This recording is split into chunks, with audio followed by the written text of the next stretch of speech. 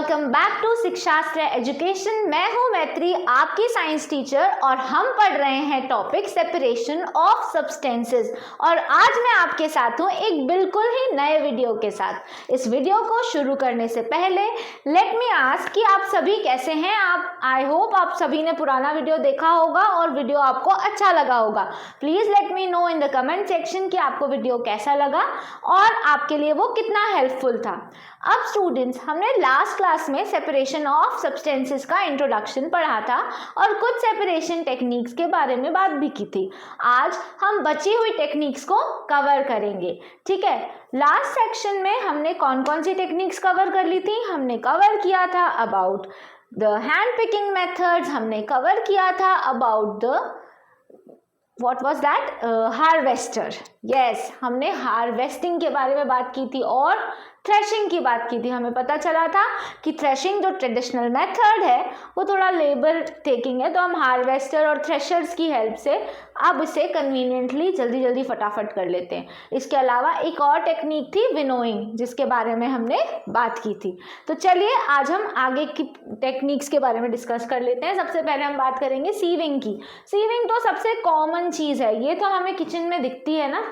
हमारी मदर, हमारी जो भी हाउस हेल्प हैं, जो किचन में खाना बना रहे हैं, वो यूज़ करते हैं इसको, ठीक है। So sieving is a method of separation in which mixture is pass through the sieves. Okay, ये जो सीव्स होते हैं अलग अलग साइजेस की अवेलेबल होते हैं, तो डिपेंडिंग ऑन किस साइज का आपका पार्टिकल है, आपको किस तरह का सेपरेशन करना है, आप सीव को सिलेक्ट करते हो। यानी कि चाय पत्ती के लिए आपके पास एक चाय पत्ती को सेपरेट करने के लिए चाय में से आपके पास एक अलग सीव होती है, राइट। और अगर आपको वहीं पे फ्लावर की सीविंग करनी है, फ्लावर की भी तो सीविंग होती है ना घर में।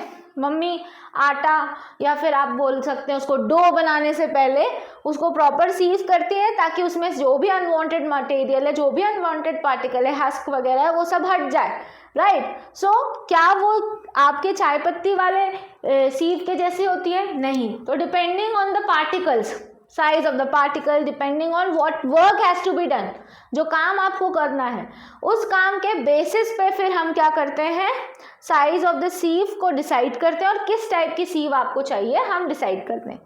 आपने कंस्ट्रक्शन साइट्स पे देखा होगा, सैंड को भी पहले सीव किया जाता है ताकि उसमें से ग्रेवल, स्टोन्स, इन सभी को रिमूव करा जा सके। क्यों? अगर ये सब चीज़ें रिमूव हो जाएंगी तो सैंड को यूज़ करेंगे to prepare the mixture of cement, और घर बनाने के लिए यूज़ कर पाएंगे, है ना। क्या आपको लगता है कि वो जो छन्नी या फिर वो जो सीव हम घर में आटा यानी कि व्हीट फ्लावर के लिए यूज़ करते हैं, उसको आप सैंड के लिए यूज़ कर सकते हो? नहीं। इसका कहने का मतलब ये है कि depending on the size of the particle that need to be separated from the mixture, you are deciding on the size of the sieve, you are deciding on the type of the sieve, but sieving will be the sieving, है ना। ये चाहे मैं आटे का example ले लूँ, चाहे मैं सैंड का एग्जाम्पल ले लूँ, चाहे मैं घर में चाय बनाने का एग्जाम्पल ले लूँ, ये सभी में जो सीव मैं यूज़ कर रही हूँ, चाहे वो किसी भी साइज़ की हो, ठीक है, इस प्रोसेस को हम सीविंग ही कहते हैं। तो sieving is a method of separation in which mixture is pass through a filter और a sieve. Okay, the larger impurities will be collected in the sieve and the finer particles will move down. Okay, now the finer particles will flow past through the sieve and they will collected below, right. Next method is sedimentation, decantation and filtration. आपने ये ये हम घर पे भी कर सकते हैं अगर हमारे पास फिल्टर पेपर हो। ऐसा कीजिए कि आप एक सैंड सॉल्यूशन लो, यानी कि पानी लो, उसमें कुछ सैंड ऐड कर लो, ठीक है। अब आप डिसॉल्व करने की कोशिश करो, ठीक है। आपको पता है सैंड डिसॉल्व तो नहीं होगी पानी में, राइट। तो अब आपके पास एक ऐसा मिक्सचर हो गया जिसमें इम्प्योरिटीज है, ठीक है। अब आप क्या करोगे? अब आप सैंड को डिसॉल्व करने की कितनी भी कोशिश करो वो डिसॉल्व नहीं होगा, ठीक है। आप थोड़े टाइम बाद उस चीज़ को छोड़ दो, कुछ घंटे तक बिना डिस्टर्ब किए उसको वैसा ही रहने दो। आप देखोगे कि जो सैंड के पार्टिकल्स हैं वो धीरे धीरे नीचे इकट्ठे होते जा रहे हैं। जब वो धीरे धीरे पूरी तरह नीचे इकट्ठे हो गए तो ये क्या है, सारे सेडिमेंट्स सेटल हो गए, ठीक है। अब ये सारे सेडिमेंट सेटल हो गए तो फिर हमारे पास ऊपर क्या बचा, पानी बचा, राइट। सो जब हेवियर इम्प्योरिटीज, जो भी हेवियर कंपोनेंट्स होते हैं मिक्सचर, वो सेटल हो जाते हैं, ठीक है, after water added to this process is known as sedimentation. ये आप देख रहे हो, ये पार्टिकल्स हैं, धीरे धीरे पूरे सेटल हो गए नीचे। अभी इसमें मिक्स्ड दिख रहे हैं, इसमें वो पूरी तरह से नीचे सेटल हो गए। तो ये सेडिमेंट हो गया। अब मैं क्या करूँगी, ऊपर से पानी को अलग से रिमूव कर लूँगी, क्योंकि मेरे पास अब ऊपर एक वाटर की लेयर आ गई है और नीचे सारे सेडिमेंट्स हैं। तो जब मैं सेडिमेंट से वाटर की लेयर को सेपरेट करूँगी, उस स्टेप को मैं कहूँगी decantation. Yes, the process after sedimentation that involves removal of water along with impurities. अब मैंने वाटर को रिमूव ज़रूर कर लिया है, लेकिन ये वाटर मैं ड्रिंक नहीं करूँगी क्योंकि इसमें इम्प्योरिटीज़ हैं। इस वाटर को मैं ऐसे ही यूज़ नहीं करने लगूँगी क्योंकि इसमें इम्प्योरिटीज़ हैं, राइट। सो अब मैं क्या करूँगी, इस मिक्सचर से फिल्टरेशन करूँगी। अब मेरे पास जो वाटर है, with the help of filter paper, with the help of filter I will be filtering the same, है ना। तो ये आपको दिख रहा है, ये फिल्टर पेपर है। इस फिल्टर पेपर के थ्रू जब वाटर पास किया मैंने, तो आप देख सकते हैं फिल्टर पेपर में सारी इम्प्योरिटीज़ इकट्ठी हो गई हैं। यहाँ पे आपको इम्प्योरिटीज़ दिख रही हैं और पानी यहाँ पे जो मिला है, ये मुझे प्योर वाटर मिला है, फिल्टर्ड वाटर मिला है, ठीक है। इस तरह से सेडिमेंटेशन, डिकेंटेशन और फिल्टरेशन प्रोसेस होता है। ज़रूरी नहीं है कि तीनों प्रोसेस हर बार साथ में हो, यह भी हो सकता है कि तीनों प्रोसेसेस आप अलग अलग भी करो। Now the next is evaporation. आपने देखा होगा कि छत पे मैंने एक बर्तन भर के पानी रखा और थोड़े टाइम बाद मैंने उसको सनलाइट में रखा था और थोड़े टाइम बाद मैंने उसको वैसे ही छोड़ दिया। अब मैं गई तो मैंने देखा कि पानी तो अब उसमें तो पानी कम लग रहा है। अरे ये तो बहुत दिमाग लगाने वाला एग्जाम्पल है। घर में मम्मी कपड़े धोती है ना, आपसे भी कई बार बोलती होंगी कि गो हेल्प मी, छत पे जाकर डाल दो कपड़ों को धूप में, राइट। तो आप कपड़ों को डाल के आते होंगे, उसके 2-3 घंटे बाद मम्मी फिर कहती होगी या घर के बड़े आपसे कहते होंगे, जाओ जाकर उठा के ले आओ कपड़ों को छत से। तो आपको नहीं लगता कि अरे अभी तो मैं डाल के आया था, इतनी जल्दी क्या हुआ, सूख कैसे गए? तो गए कहाँ, वो पानी जो आपके क्लोथ्स में था वो गया कहाँ? So it is getting evaporated, okay. तो जब पानी हीट के कांटेक्ट में आता है तो वो अपनी स्टेट लिक्विड से गैसियस में चेंज करता है और एवोपरेट होता है, ठीक है।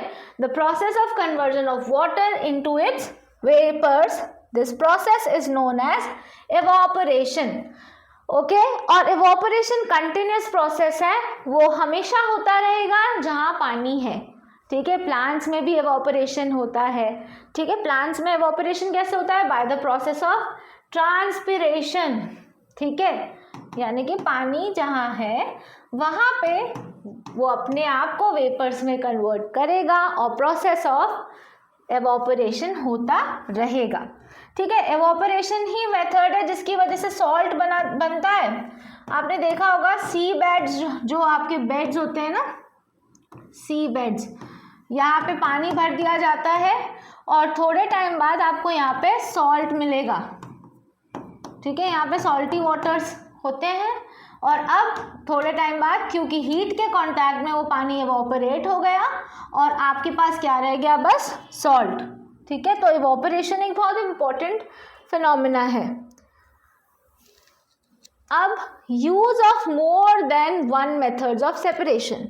ऐसा ज़रूरी नहीं है कि हर बार सेपरेशन के लिए हम एक ही मेथड को यूज़ करें, यानी कि या तो मैं सिर्फ फिल्टर करूँगी या तो फिर मैं सिर्फ सीविंग करूँगी। कई बार ऐसा होता है कि किसी चीज़ के सेपरेशन के लिए आपको एक से ज़्यादा मेथड्स यूज़ करने पड़ते हैं।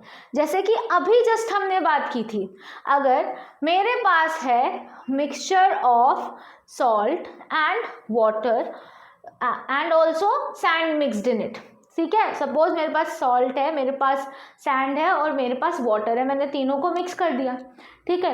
तो सॉल्ट तो वाटर में डिजॉल्व हो गया, सैंड नहीं हो पाई, राइट। अब मैं उस पूरे मिक्सचर को कुछ टाइम के लिए अनटच्ड छोड़ दूंगी, I will not disturb it. तो मेरे जितने भी हेवियर पार्टिकल हैं सैंड के, that will get into the sediments, वो नीचे इकट्ठे हो जाएंगे, सेडिमेंटेशन होगा, ठीक है। अब मैं डिकेंटेशन की हेल्प से सॉल्ट सॉल्यूशन को अलग कर लूंगी, ठीक है। सॉल्ट सॉल्यूशन को मैंने अलग कर लिया, राइट। अब जो सॉल्ट सॉल्यूशन है उसे मैं अगर एवापोरेट करती हूँ तो वाटर मेरा वेपोराइज हो गया और मेरे पास क्या बचा, सॉल्ट बचा, राइट। तो इस तरह से मैं सॉल्ट, वाटर और सैंड को सेपरेट कर सकती हूँ। मैंने एक चीज़ के सेपरेशन के लिए एक ही स्टेप में मैंने 3 सेपरेशन टेक्निक्स को यूज़ किया। तो हर बार ज़रूरी नहीं है कि आप एक ही तरह के सेपरेशन टेक्निक को यूज़ करोगे तो आपका काम हो जाएगा। कभी कभी ऐसा भी होता है कि आपको एक से ज़्यादा सेपरेशन टेक्निक्स को यूज़ करना पड़ता है, राइट। अब हम बात करेंगे सॉल्यूशन के बारे में। क्या हर चीज़ पानी में डिसॉल्व हो जाती है? इसका आंसर है नो, ठीक है। हर चीज़ पानी में डिसॉल्व नहीं हो पाती है। On the basis of solubility in water, solubility is the property, हमने पढ़ा है ना सॉर्टिंग मटेरियल इनटू ग्रुप में। तो on the basis of solubility a material can be categorised as soluble और इनसोल्यूबल, ठीक है। अब अगर हम किसी भी चीज़ में सब्सटेंस को ऐड करते हैं, like water will always act as a solvent, क्योंकि इसमें हम चीज़ों को डिसॉल्व कर रहे हैं। तो जो सब्सटेंस चीज़ों को डिसॉल्व कर लेता है उसे हम कहते हैं सॉल्वेंट। और जिस मटेरियल को आप डिसॉल्व करने चाहते हो, जिसको आप डिसअपियर करवाना चाहते हो, उसे हम कहते हैं सॉल्यूट, ठीक है। तो जब हम सॉल्यूट और सॉल्वेंट को ऐड करते हैं तो हमें मिलता है सॉल्यूशन। अब हर तरह का सॉल्यूट हर तरह के सॉल्वेंट में डिसॉल्व नहीं हो पाता है। आप हायर ग्रेड्स में पढ़ेंगे, कुछ चीज़ें वाटर में डिसॉल्यूबल नहीं है, पर अगर कोई और सॉल्वेंट है, कोई और केमिकल है, उसमें वो डिसॉल्व हो जाते हैं, ठीक है। तो अभी हम बात वाटर की कर रहे हैं। तो वाटर में हर चीज़ डिसॉल्व नहीं हो पाती है, जो चीज़ डिसॉल्व हो जाती है वो सॉल्यूबल सब्सटेंस है, ठीक है। और जब मैं किसी सोल्यूबल सब्सटेंस को वाटर में ऐड कर रही हूँ तो मुझे मिल रहा है सॉल्यूशन।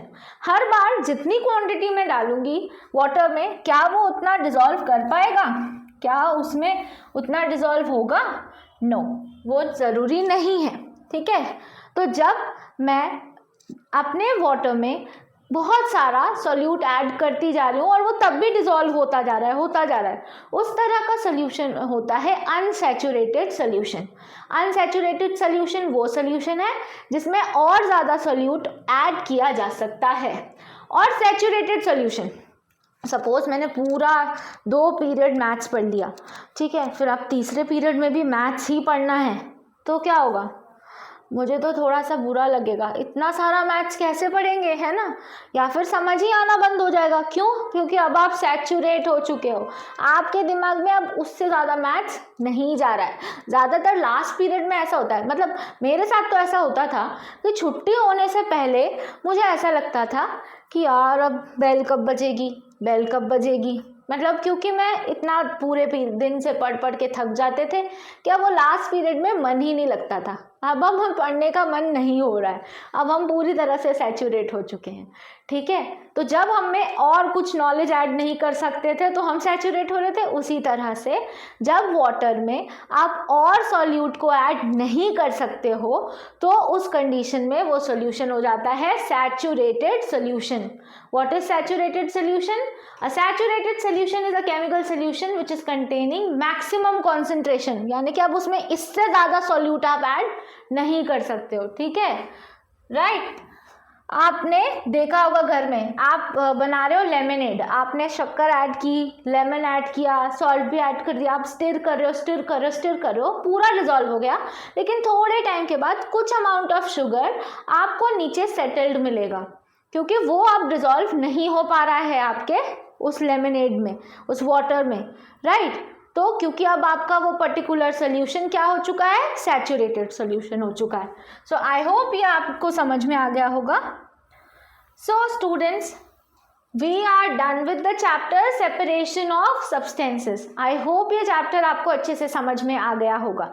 ये चैप्टर आपको कितने अच्छे से समझ में आ गया है, प्लीज कमेंट सेक्शन में मुझे ज़रूर बताइए। I hope you are watching all the other videos also. आपको इसी प्लेटफॉर्म पे सभी सब्जेक्ट्स के वीडियोज़ अवेलेबल हैं, so please go through the same. Thank you so much all of you for watching. Keep watching Shikshastra education.